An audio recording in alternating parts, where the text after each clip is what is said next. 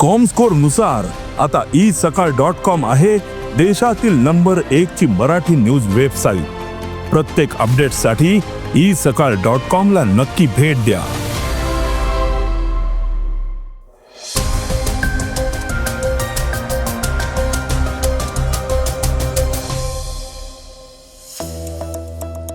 Digital पेमेंट्सच्या नावाखाली कोणतीही फसवणूक होणार नाही। इराण युद्धाचे जखमी अमेरिकी सैनिकांनी सत्य सांगितलेलं आहे, तर महाराष्ट्र सरकारनं एक ऐतिहासिक निर्णय घेतलेला आहे। जात आधारित जनगणना थांबवण्याची जनहित याचिका फेटाळण्यात आलेली आहे, तर पुण्यात हॉटेल आणि मेस चालकांनी खाद्यपदार्थांच्या दरात वाढ केलेली आहे। MS धोनीची मैदानावर येण्याची तारीख आता निश्चित झाली आहे, तर तमिळनाडूमध्ये धुरंधर 2च्या प्रदर्शनावर बंदी घालण्याची मागणी करण्यात आलेली आहे। या बातम्या आपण आजच्या पॉडकास्टमध्ये ऐकणार आहोत। नमस्कार, मी गौरी कुबेर। आज 11 एप्रिल वार शनिवार। तुम्ही ऐकत आहात देशातील नंबर 1 मराठी न्यूज वेबसाईट isakal.comचं पॉडकास्ट।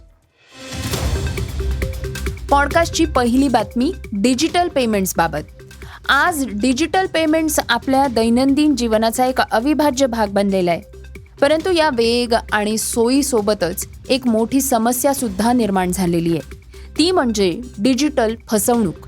भारतीय रिझर्व्ह बँक आता हा धोका कमी करण्यासाठी एक मजबूत सुरक्षा योजना विकसित करतेय।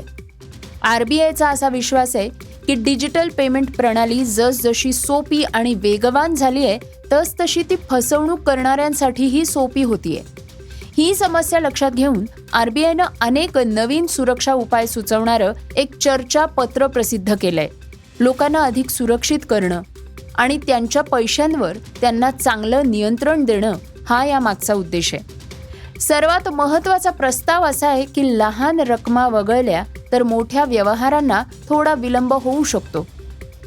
भारतीय रिझर्व्ह बँकेनं 10,000 पेक्षा जास्त रकमेच्या व्यवहारांसाठी सुमारे 1 तासाचा कूलिंग पिरियड सुचवलाय।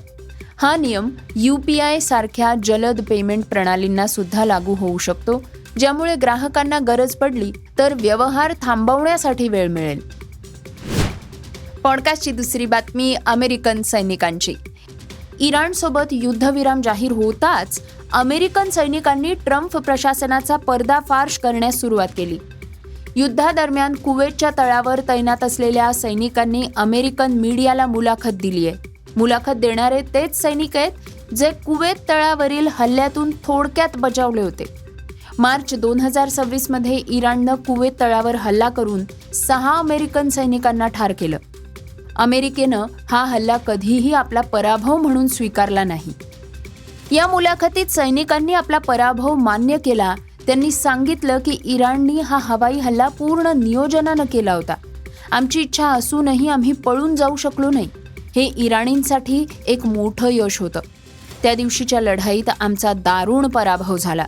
तो तळ अभेद्य होता आणि तिथे चुकून एक ड्रोन उतरलं आणि काही जण जखमी झाले। नुकसान फार मोठं नव्हतं, पण ड्रोन तिथे कसा पोचला याचा आम्ही तपास करत होतो।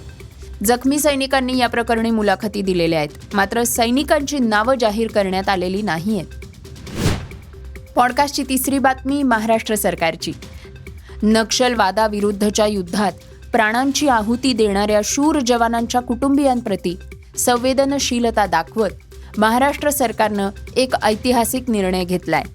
नक्षल विरोधी कारवायांमध्ये शहीद झालेल्या पोलीस अधिकारी आणि कर्मचाऱ्यांच्या कुटुंबियांसाठी मदत पॅकेज अंतर्गत थेट शासकीय भरतीचे आदेश सरकारनं जारी केले आहेत। गृह विभागानं जारी केलेल्या अधिकृत आदेशानुसार शहीद पोलीस उपनिरीक्षक संतोष महिपत घाग आणि शहीद पोलीस हवालदार हरिदास चिंतामण सयाम यांच्या वारसांना अनुकंपा तत्वावर पोलीस उपनिरीक्षक पदावर थेट नियुक्ती देण्यात आलेली आहे। या नियुक्त्या 2009च्या शासकीय आदेशानुसार करण्यात आल्या आहेत। या तरतुदीनुसार नक्षल विरोधी कारवाईत शहीद झालेल्या जवानांच्या वारसांना त्यांच्या शैक्षणिक पात्रतेच्या आधारावर गट अ आणि गट ब संवर्गांमध्ये थेट नियुक्त केलं जाऊ शकतं, असं स्पष्टपणे नमूद करण्यात आलेलं आहे। यानुसार विराज संतोष घाग आणि विकास हरिदास सयाम यांच्या पात्रतेचं मूल्यांकन केल्यानंतर त्यांना ही विशेष जबाबदारी सोपवण्यात आलेली आहे।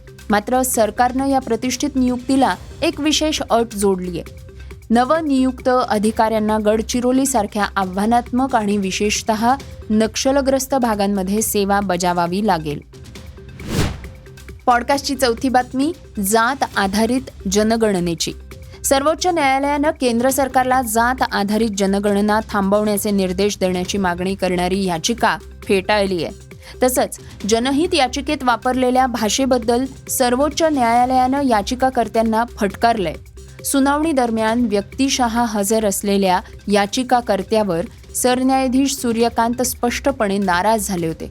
ते म्हणाले, तुम्ही तुमच्या याचिकेत अपमानास्पद भाषा वापरली आहे. तुमची याचिका कोणी लिहिली आहे? सरन्यायाधीशांनी याचिकाकर्त्याला विचारलं, तुमच्या याचिकेत अशी भाषा कुठून आली? याचिकेत विनंती करण्यात आली होती की केंद्र सरकारला एकुलत्या एक मुलांच्या कुटुंबांना आर्थिक प्रोत्साहन देण्यासाठी धोरणे तयार करण्याचे निर्देश देण्यात यावेत. पॉडकास्टची पाचवी बातमी थाळी आणि नाश्त्याच्या दरांची. पुणे शहरात घरगुती आणि व्यावसायिक गॅस सिलेंडरच्या तुटवड्याचा थेट परिणाम आता सर्वसामान्य नागरिकांच्या खिशावर होताना दिसतोय. गॅस पुरवठ्यात व्यत्यय आल्यामुळे हॉटेल्स, मेस आणि नाश्त्याच्या दुकानांमध्ये खाद्यपदार्थांच्या किमती लक्षणीयरित्या वाढलेल्या आहेत. व्यावसायिकांना वाढत्या खर्चाचा बोजा ग्राहकांवर टाकावा लागतोय. नियमित पुरवठा व्यवस्था पूर्णपणे कोलमडली आहे. गेल्या काही दिवसांपासून पुणे शहरात गॅस सिलेंडरची नियमित पुरवठा व्यवस्था पूर्णपणे ठप्प झालेली आहे. यामुळे थाळी आणि नाश्त्याच्या दरात 20 ते 25% वाढ झालेली आहे. पॉडकास्टची सहावी बातमी क्रीडा क्षेत्रातनं. IPL 2026च्या सुरुवातीला चेन्नई सुपर किंग्स संघाला संघर्ष करावा लागत असल्याचं दिसतंय.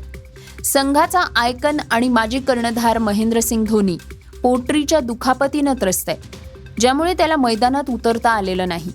आता त्याच्या तंदुरुस्तीबाबत एक नवीन माहिती समोर येतेय. धोनी 11 एप्रिल रोजी MS चिदंबरम स्टेडियम इथं दिल्ली कॅपिटल्स विरुद्ध होणारा घरचा सामना सुद्धा खेळू शकणार नाहीये. तो 14 एप्रिल रोजी कोलकाता नाईट रायडर्स विरुद्धच्या पुढच्या सामन्यात पुनरागमन करेल. धोनी पूर्णपणे तंदुरुस्त असेल. 14 एप्रिलच्या सामन्यासाठी संघात सामील होईल. चेन्नई सुपर किंग्सनं धोनीच्या पुनरागमनाबाबत अद्याप कोणतंही निवेदन जारी केलेलं नाहीये. पॉडकास्टची शेवटची बातमी धुरंधर द रिव्हेंजची. तमिळनाडूमध्ये धुरंधर 2चे प्रदर्शन थांबवण्याची मागणी होतीये. चित्रपटाच्या प्रदर्शनावर बंदी घालण्यासाठी मद्रास उच्च न्यायालयात एक याचिका दाखल करण्यात आली होती. परंतु आता मद्रास उच्च न्यायालयानं ही याचिका फेटाळून लावली आहे. आगामी राज्य विधानसभा निवडणुकांच्या पार्श्वभूमीवर आदर्श आचारसंहितेचं उल्लंघन झाल्याचं कारण याचिकेत देण्यात आलेलं आहे. मद्रास उच्च न्यायालयानं शुक्रवारी तमिळनाडू विधानसभा निवडणुकांदरम्यान धुरंधर द रिव्हेंजच्या प्रदर्शनाला स्थगिती देण्याची मागणी करणारी याचिका फेटाळून लावली. याचा अर्थ धुरंधर 2चं प्रदर्शन थांबवलं जाणार नाहीये. हे होतं isakal.comचं पॉडकास्ट, अर्थात सकाळचं पॉडकास्ट. हे पॉडकास्ट तुम्हाला कसं वाटलं आम्हाला नक्की कळवा. त्याला रेटिंग द्या आणि इतरांना सुद्धा रेकमेंड करा. तर आपण आता उद्या पुन्हा भेटूयात. धन्यवाद. Script and research Vrushal Karmarkar.